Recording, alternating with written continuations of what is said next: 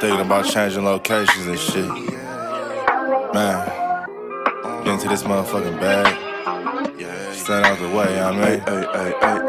I think one of the things that we focused on a lot was definitely equipment. We were trying to bring in different equipment that other gyms weren't kind of like doing, because it is hard to spend thousands of dollars on gym equipment once you're operating, you have an overhead and all those things, you know.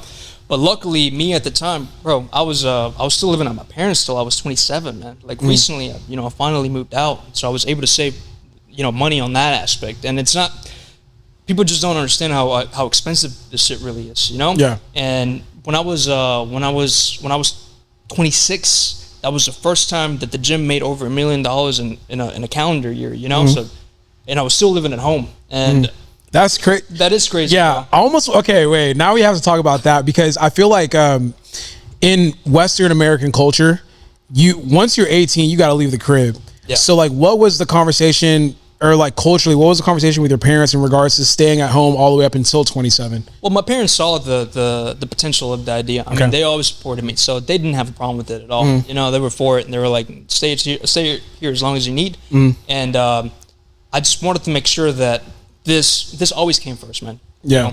And I feel like this became such a big like priority that anything else outside of this really didn't matter. Yeah. Like my personal life didn't matter, my health didn't matter as much. It was just like this. What does this need from me? And I was willing to do it.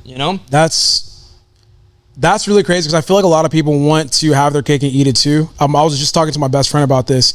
I don't think people want to sacrifice as much as they need to in order to achieve some of their goals. So let's say like in your case, you want to be a gym owner and you want to be a successful gym owner. So for your particular situation, you eliminated everything that wasn't about becoming the best gym owner you could possibly be. Oh yeah. And that meant staying at home. That meant every check that you got going into buying equipment. I just feel like a lot of kids in our generation now, it's like you want to live a lavish lifestyle while pursuing your dreams and goals because you want to be able to flex for Instagram. You want to it's almost like, okay, let's say I want to open a gym. Like I'm trying to open up a gym, but I also want to live in a high-rise apartment in Houston, Texas, where I'm spending maybe $6,000-$7,000 a month on rent. I want to drive a nice car. That's a car note plus a down payment. Yeah. I want to wear all this designer clothes. I want to have like all these good clothes or shoes and all that kind of stuff. But that's taken away from the end goal. Yeah. But you were just like, bro, fuck all that. Yeah, fuck all that, man. Yeah. I literally just wanted this to be the best gym I could possibly be. Yeah. Man. And that required, members know this. Like people around the area know that I invest hundreds of thousands of dollars every single year in gym equipment, right? And it's crazy, bro, because when I was 27 is when I first bought something that I actually wanted. I wanted this R8 for the longest time, Yeah. So I actually went and bought it, and I felt so guilty, man. I really did, Wow. I was always excited and everything, bro. But the car was like $160,000, man. And whenever I came back with my dream car, you would think people would be excited for you, You pour so much into something, so people can enjoy it. Then you pour a little bit on yourself, and it's like, what are you doing? Yeah. You're like the shittiest person in the world now, man. So what? Yeah, okay, yeah. I learned something, very valuable during that little time period that just whenever it seems like people will always congratulate you and they'll say like, oh, they want the best for you, man. But I don't think the majority of people really do care or really do, man. Because that was a rough time period for me just because of everything that I was doing and everything that I was given to this, you know. And that really showed me a lot of things. Just literally just buying a car for myself, man. Really? Not even a house or anything, bro. Yeah. Just a car, bro. I want to touch on that. Like, how was it? What was the reception like whenever you came back with that car? Because it's your gym. It's like your success. You know how much work you've put in. Oh, yeah. Now you're finally kind of like showing some love for yourself. What was it like pulling up to the gym in the R8 amongst the members or just like people in general? You can see, some people didn't really say anything, people like close friends or anything like that. Obviously, I think my little circle that I have obviously was very happy about it, and congratulations and all those things. But yeah, there's a lot of people that were not very happy about that. Yeah, kind of like turned off in a little bit. George, George changed. Yeah, you changed.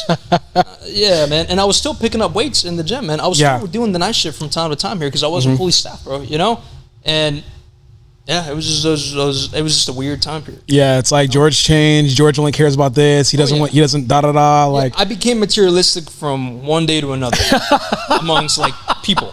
That's how people viewed me as. That's how, and that image like it's a thing now, you know? Yeah. George is a materialistic fuck. That's so crazy because like when I've met you, I remember when I did that. We did a commercial for BPN because I think we're doing a collab. Yeah. And when I met you, I had no idea what you would be like or anything like that. I was like, this guy is like literally the coolest. Like you're just very chill. I feel like you're very humble. You could tell you come from humble beginnings as well. Yeah. And I was like, I mean, that's interesting to hear that whenever you decided to like spend a little bit of money on yourself, all of a sudden now you're X, Y, and Z. The thing is, people are seeing what you're doing, and people are literally just looking for things to not like you. Yeah. Or they're not even seeing what you're doing, and like that too. And then they only see the end result, I guess, and they judge you off the end result, but they don't know what you've been doing to get to that point. Oh yeah. Yeah. But yeah, no, man. I mean, prior to the car or anything like that, bro. I mean, everything went back into the gym. That's how I was able to scale with no investors or nothing. I have no experience in business or anything like that. You know, it was just like a learning as I go kind of thing, you know? Yeah. But I think just minimizing all those little extra payments and all that stuff helped out a lot, man. Do you have problems kind of like treating yourself now, or you've kind of gotten over that? No, I've gotten better at that. Okay. Oh yeah. I've gotten oh yeah, no man. Yeah. I enjoy myself now. Yeah. 100%. And I like to take care of the people around me too. Yeah. You know, last year I bought my mom her dream truck, which I saw that, man. Bro. That kind of stuff, like it just that was beautiful, man. Yeah, and then same thing with my dad, man. You know, I bought him a brand new truck. If you would have seen his truck that he was driving around, bro. Yeah. I couldn't be driving in a Lambo, and my dad was pulling up in this old ass truck, you know. So I was like, okay, well, I got the dream car that I wanted, and I'm gonna go ahead and take care of my parents, right? You know. So that's what I did last year, man, and it felt great, man. Yeah. And it does. I don't think anything can compare to that feeling of just giving back, man, to the people that actually want the best for you, like genuinely, you know. So that was good. That was a really good feeling.